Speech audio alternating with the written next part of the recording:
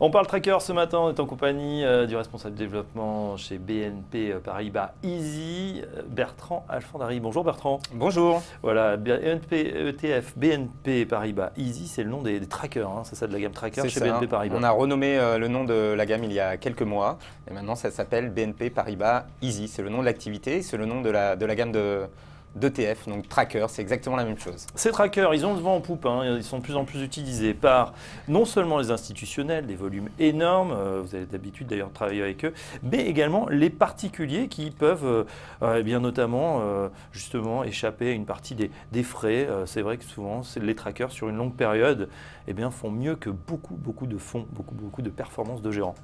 Alors, paradoxalement, les particuliers en fait utilisent assez peu en Europe et encore moins d'ailleurs en France les ETF qu'aux États-Unis. Aux États-Unis, la part des flux qui rentrent sur ce type de produits listés, je rappelle que ce sont des Exchange Traded Funds, ça veut dire produits listés en continu, donc des fonds listés en continu. Donc, ils bénéficient d'une cotation en temps réel, en intraday, sur différentes places de cotation.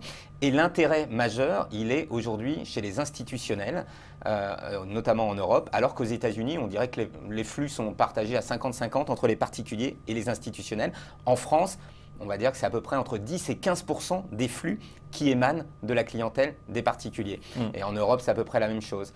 Donc en fait, on se retrouve effectivement avec des produits qui ont le vent en poupe. Pour preuve, on a à peu près 5000 ETF dans le monde et on vient de dépasser les 4000 milliards de dollars d'encours. Donc on fait record historique d'encours mois après mois depuis des années. En Europe, c'est la même chose. On a 1500 ETF pour à peu près 620 milliards de dollars d'encours et on a des taux de croissance d'à peu près 20% par an depuis ces 10 dernières années.